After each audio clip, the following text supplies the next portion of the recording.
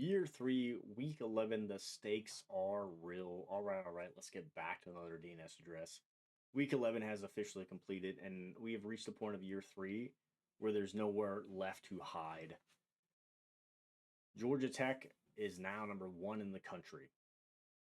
South Florida has gone from 0-2 to 8-2 and knocks on the door of the top three. Troy is stacking wins. Sacramento State is 8-2. Texas State is 8-2 with the new Heisman frontrunner, carrying the football approximately every snap of every game.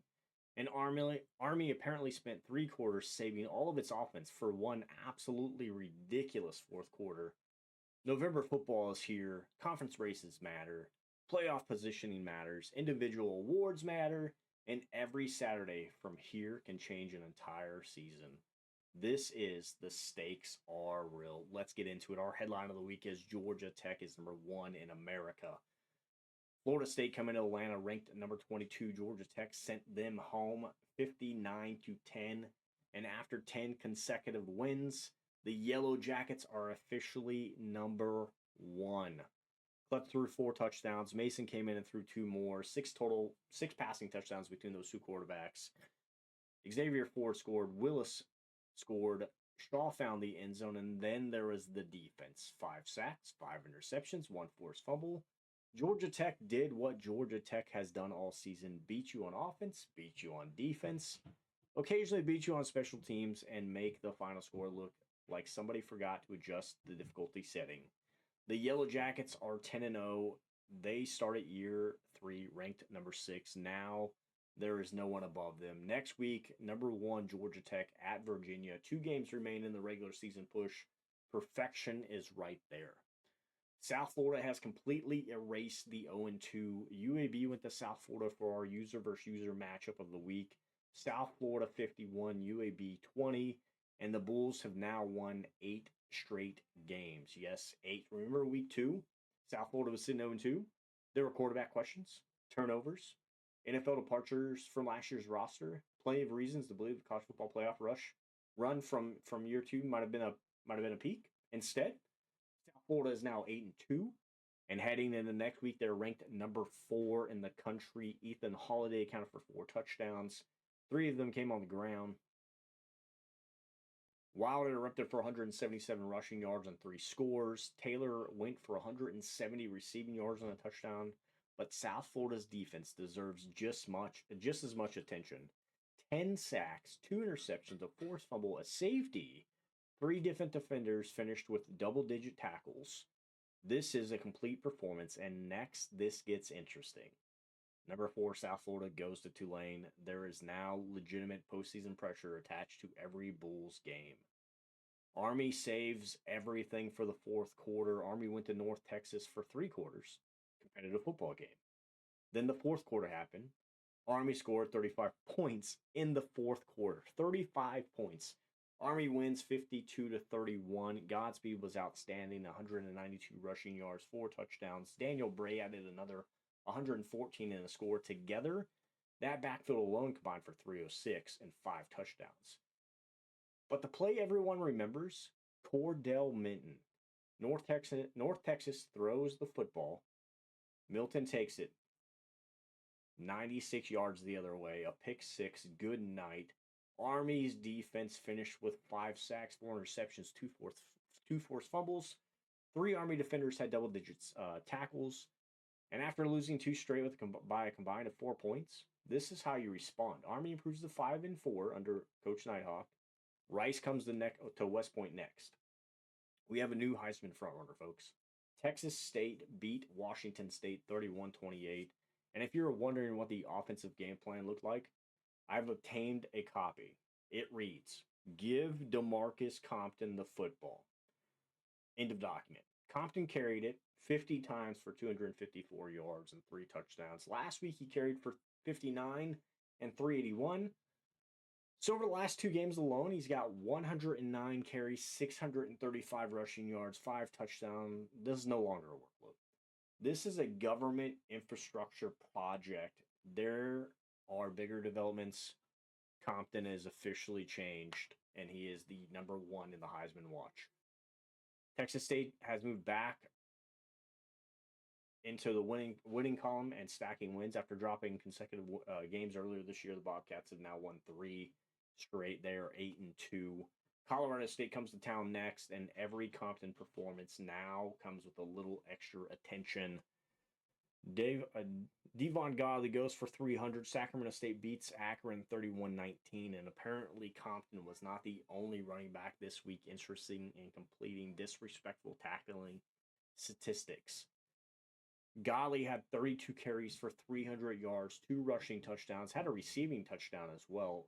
315 from scrimmage for him, 3 scores. Sacramento State improves to 8-2, and quietly they've become a very good season for Sacramento State.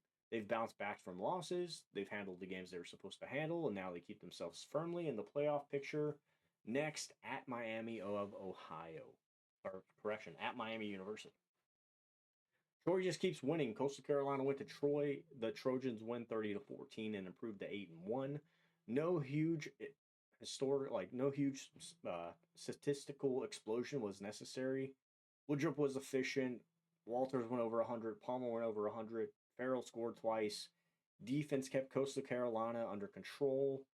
This has become Troy's identity. There is no need for every Saturday to turn into a circus. They just keep handling business.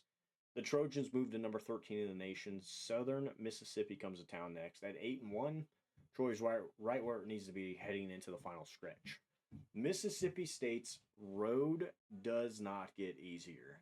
Mississippi State went to number 23 Georgia. Georgia wins 30-7. The Bulldogs fall to 2-8. KJ Cruz scored the only touchdown. The defense got another strong effort from Beach with 16 tackles. But once again, Mississippi State simply couldn't generate enough offense. And like the schedule apparently has zero sympathy. Next week, number 20 Texas A&M is coming to Mississippi State. The Bulldogs have reached the point of the season where it's no longer about postseason possibilities. It's about finding something positive to build on. UAB runs into the buzzsaw. UAB falls to 2-8 after the loss to South Florida. There were some positives, though. Valley rushed for 131 yards and scored twice. UAB's defense had 2 interceptions. But against the South Florida team playing at this level, the passing game simply did not produce enough. 2 UAB quarterbacks combined for only 67 passing yards and 2 interceptions. This is not going to survive against a top 10 opponent. Tulsa comes to Birmingham next, and at this stage, finish strong, find something to carry forward. Georgia Southern at Old Dominion. Georgia Southern moves to 9-1. Old Dominion moves to 7-3 between the user matchup. Completely administrative, and the game generated statistics were simulated. We're not going to use any of that stats this week or on game coverage or individual awards. We'll move forward. Georgia Southern, though, is now ranked number 10 heading into next week. Old Dominion gets Georgia State. Both programs still have plenty to play for. Our stock up this week, Georgia Tech 10-0, number 1. There is literally nowhere higher to go. Now comes the hardest part. Stay there. South Florida, 8 straight wins, number 4 in the country, from 0-2 to legitimate college football playoff positioning. One of the stories of year 3. Texas State is 8-2, 3 straight wins, number 1 player in the Heisman race. Sacramento State, 8 wins. Golly just rushed for 300. The Hornets continue to quietly build an excellent season. Our need more film of the week, Mississippi State's offense, 7 points, another loss. This has been the story all season. UAB's passing game, 67 combined passing yards. This made the offense far too one-dimensional against South Florida. Army's first 3 quarters, 35 points in the fourth quarter was incredible. Needing 35 points in the fourth quarter. Maybe less ideal, though, but hey, we're grading the final exam, not the homework. Our Week 11 honors, our Offensive Player of the Week is Golly from Sacramento State. Again, 300 rushing yards, 3 total touchdowns, 315 from scrimmage. In almost any other week, Compton's 254 yards, 3 touchdown performance wins this, but Golly had 300. Sometimes somebody just has a crazier Saturday. Our Defensive Player of the Week was Milton from Army. He had the momentum-changing play, provided a 96-yard pick 6. Part of Army's defense that forced 6 total takeaways and helped trigger a 35-point fourth quarter explosion. The defensive unit shutout was South Florida, 10 sacks, 2 interceptions, a forced fumble, safety, and 20 points allowed in a user versus user matchup. Their front seven was everywhere. A Heisman watch this week. This is the first in a while. We've had some movement. Compton's at 1, and John Barillo's number 2. Our Built Not Given award of the week goes to South Florida. There are plenty of worthy teams this week, but look at the full story from 0-2 to 8-2, 8 straight wins, quarterback changes, NFL departures, turnover problems early. And instead of letting the season collapse, South Florida climbed all the way to number 4 in the country. This is not one big performance. This is 2 months of responding. Now the Bulls have put themselves in a position where the final weeks of the season truly matter on the national stage. This is earned, and it is built, not given. Week 12 look ahead. Number 1, Georgia Tech at Virginia. 10-0, 2 games from perfect season finish. Georgia Tech now has something completely different to deal with, being the hunted. Number 4, South Florida at Tulane, 8 straight wins, top 4 ranking, and now every Saturday impacts the college football picture. No pressure. Arkansas State at number 10, Georgia Southern. Georgia Southern's 9-1, win 10 is sitting right there. Southern Mississippi at number 13, Troy. Troy is 8-1. The Trojans keep controlling their own path. Colorado State at Texas State. Compton is now the Heisman front runner. This means every carry gets watched differently now. Texas State tries to reach win number 9. Sacramento State at Miami University. The Hornets are 8-2. Another road test here. Another chance to keep stacking those wins. Rice at Army. Army gets back home after its fourth quarter explosion at North Texas. Win number 6 is available. Old Dominion at Georgia State. The Monarchs look to rebound and get to win 8. And John gets his opportunity to answer the movement within the Heisman race. Number 20, Texas A&M at Mississippi State. Mississippi State is 2-8. Another ranked opponent walks through the door. Spoiler season, maybe. Tulsa at UAB. The Blazers need something positive. This one looks far more manageable than last week's trip to South Florida. Week 11's made the stakes real. Georgia Tech is number 1. South Florida is number 4. Georgia Southern has 9 wins. Troy has 8. Sacramento State has 8. Texas State has 8. Army's back above 500. The Heisman race has a new leader. Demarcus Compton has officially moved ahead of John Barillo. Now, everything gets magnified. Georgia Tech is no longer chasing number 1. They are defending it. South Florida is no longer recovering from 0-2. They are protecting a college football playoff resume. Compton is no longer chasing the Heisman frontrunner. He is the Heisman frontrunner. And there are only a few opportunities left to change the story. This is November. The rankings are real.